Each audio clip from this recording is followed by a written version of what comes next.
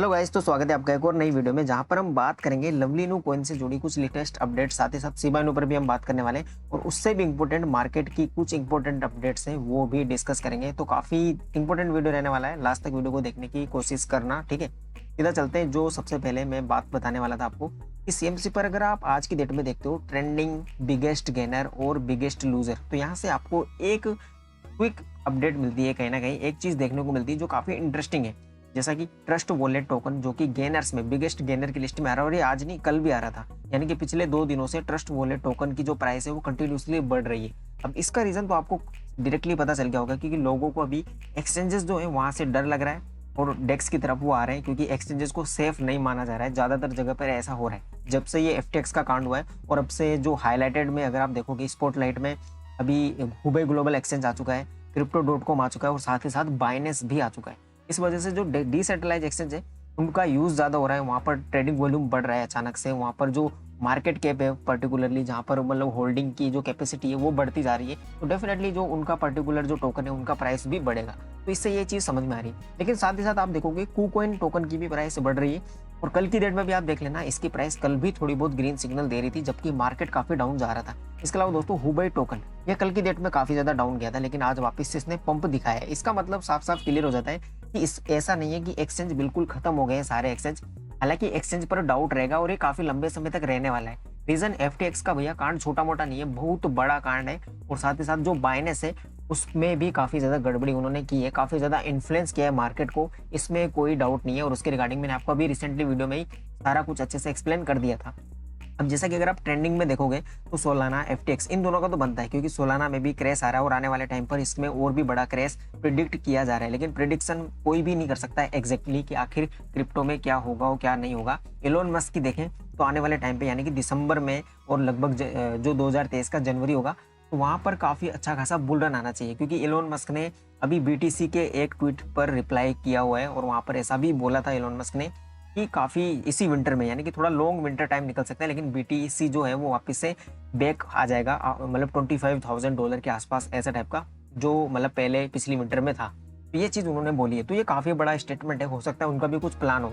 लेकिन एक चीज के रिगार्डिंग में काफी ज्यादा बुलिश हूँ यहाँ पर, जैसा कि डोज कॉइन, या फिर ऐसा कह लो कि क्रिप्टो में जितने भी कुत्ते टोकन है, यानी कि डोज कॉइन, मतलब बुरा मत मानना, डोज कॉइन हो गया, शिबा इनू हो गया, या फिर जैसे अभी बेबी डोज कॉइन हो गया, तो ये जितने भी कॉइन है जो डोज फैमिली से बिलोंग करते हैं उनका कुछ नहीं होने वाला है। यानी कि कुछ होने वाला नहीं है, मतलब कि नेगेटिव नहीं होने वाला है। उनमें कोई भी कभी भी किसी भी टाइम पर एक बढ़िया मोमेंटम आ सकता है अपवर्ड डायरेक्शन में। उसका रीजन खुद एलोन मस्क ही होने वाले हैं, वो भी मैंने आपको एक बार बताया था। रीजन ये है क्योंकि ट्विटर पर बैक टू बैक अपडेट आ रही है, अपग्रेड आ रहे हैं, और साथ ही साथ ट्विटर जो है उसको बेटर बनाया जा रहा है। और ट्विटर पर जैसे ही डोज कॉइन उसके साथ पार्टनरशिप होगी या फिर पेमेंट गेटवे में यूज होगा, तो जो डोज कॉइन है उसका प्राइस काफी अच्छा खासा पंप करने वाला है। ये तो हो गई बात यहाँ पर, और आपको समझ में आ गया होगा कि आपको क्या करना है।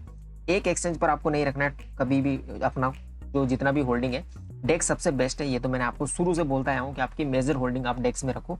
लेकिन जो मीम कॉइन्स है, कई बार होता है कि यार मीम कॉइन्स हम छोटे छोटे अलग अलग एक्सचेंजेस पर रख लेते हैं, तो उससे इतना फर्क भी नहीं पड़ने वाला है, क्योंकि अब आप अगर 4-5 एक्सचेंज अलग अलग पे रखे हो थोड़ा थोड़ा क्वांटिटी, तो आप ये नहीं कि बर्बाद हो जाओगे। तो वो भी एक बेटर पॉइंट है यहाँ पर। लेकिन इसके अलावा अगर मार्केट की देखोगे आप, तो 1.1% का इंक्रीमेंट दिखाई, लेकिन ये कोई बड़ी बात नहीं है, ये वापस से डाउनफॉल में भी आ सकता है, क्योंकि अभी भी अंडर इन्वेस्टिगेशन है हुबई ग्लोबल एक्सचेंज और साथ साथ क्रिप्टो.com और बाइनेंस पर भी काफी जो नेगेटिव आर्टिकल्स हैं वो कंटिन्यूसली पब्लिश हो रहे हैं। हालांकि एक ट्वीट मैंने आपको अपनी रिसेंटली वीडियो में दिखाया था, जहां पर बाइनेंस ये कमिट कर रहा है कि जो एफटीएक्स एक्सचेंज है जिनकी वजह से कितने भी प्रोजेक्ट को लॉस हुआ है या फिर यूजर को लॉस हुआ है, तो हम एक ऐसी कमेटी बिठा रहे हैं जहाँ पर ये लॉस को रिकवर कराने में हम हेल्प करेंगे। यानी कि काफी अच्छा इनिशिएटिव भी उन्होंने लिया है। तो कहने का मतलब वो अपनी इमेज काफी सही करना चाहते हैं वापस से, तो हो सकता है थोड़ा अच्छा माहौल बने आने वाले टाइम पर।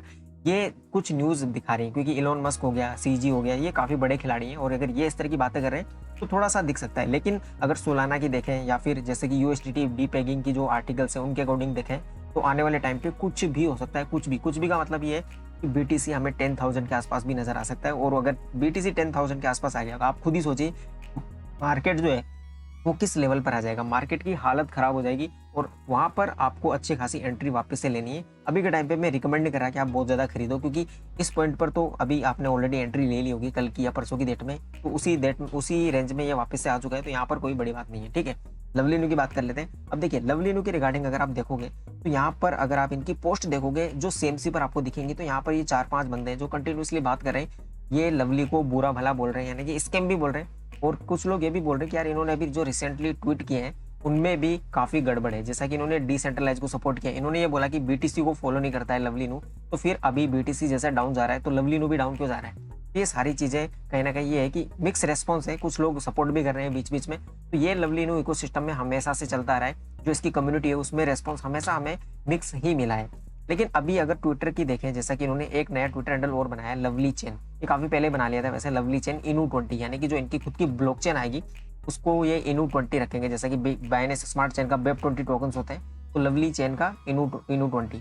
तो यानी कि ये बिहाइंड द सीन मुझे ऐसा लगता है कि काम तो कर रहे हैं, अपनी ब्लॉकचेन पर भी कर रहे हैं, एक्सचेंज पर कर रहे हैं, और V4 स्वैप की तो उन्होंने बात कर भी दी है। तो ये सारी चीजें आ सकती हैं, लेकिन एक मोमेंटम भी होता है, मार्केट का मूड भी होता है कि किस टाइम पे कुछ चीज को अपलोड किया जाए, किस चीज को अपग्रेड किया जाए या फिर लॉन्च किया जाए। तो वो सारी चीजों का वेट हो रहा होगा। मैं अभी भी आपको ये एडवाइस करूंगा कि यहाँ पर अगर आपने होल्डिंग की हुई है तो उसको आप थोड़ा होल्ड और समय दीजिए, 1-2 महीने दीजिए, क्योंकि आपको वापस से एक एटीएस तो मिल सकता है यहाँ पर, क्योंकि लवली न्यू जैसे कोई अनाउंसमेंट करेगा और मार्केट पे आने वाले 1-2 महीने में थोड़ा सा पॉजिटिव होता हुआ नजर आ सकता है। हालांकि काफी लोग यही बोल रहे होंगे कि मार्केट काफी लंबे समय तक बिल्कुल डाउन में ही रहने वाला है, लेकिन एक छोटा बुल रन आपको देखने को मिल सकता है। उसका रीजन डेफिनेटली बाइनेंस एक्सचेंज और साथ ही साथ जो डिसेंट्रलाइज वॉलेट है और इलॉन मस्क, ये तीनों बनने वाले हैं। ये न्यूज निकल कर आ रही है और ये काफी ऑथेंटिक न्यूज है। इसके अलावा शिबा इनू की अगर बात करें तो 2 दिनों से इसको भी काफी ज्यादा टारगेट किया गया है, क्योंकि पिछला वीक अगर देखें तो इसकी बर्निंग से रिलेटेड जो बात है तो काफी कम बर्निंग हुई है, काफी ज्यादा बर्निंग रेट जो इसकी वो काफी ज्यादा डाउन होगी। लेकिन आज की डेट में बर्निंग रेट में काफी ज्यादा इजाफा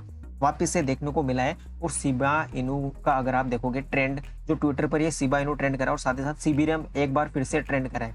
2 आर्टिकल्स भी पब्लिश हुए हैं जिसमें सीबीरियम में क्या क्या खासियत होने वाली है, वो सारी चीजें भी इस बियरिश मार्केट में इस तरह के आर्टिकल आना ये काफी पॉजिटिव न्यूज है। और crypto.com वाला जो सीन था वो ऑलरेडी उन्होंने क्लियर कर दिया है कि शिबा इनू का जो होल्डिंग वायरल हो रहा है वो हमारा सिर्फ अकेले का नहीं है, वो हमारे एक्सचेंज पर जितने भी यूजर्स हैं जिन्होंने भी शिबा इनू को बाय किया हुआ है वो सारा वहां पर दिखाई देता है एक साथ। तो इस वजह से वो सारी चीजें क्लियर हो गई है। ऐसा डर नहीं है कि काफी बड़ा वेल से crypto.com शिबा इनू की होल्डिंग की हुई है और कभी सेल कर देगा तो शिबा इनू को बर्बाद कर देगा, ऐसा वाला सीन भी नहीं है। और ऐसा वाला भी नहीं है यार, जैसा कई लोग बोल रहे हैं कि शिबा इनू $1 चला जाएगा 2022 में, ₹1 चला जाएगा, बहुत ज्यादा मुश्किल है, क्योंकि ऐसा नहीं हो पाएगा। सीबीरियम आएगा, उसके बाद में बर्निंग रेट कितनी होगी कितनी नहीं होगी उस बेसिस पर मैं आपको एक बार बता दूंगा ब्रीफली कि कितना प्राइस प्रेडिक्शन इसका रह सकता है 2023 में।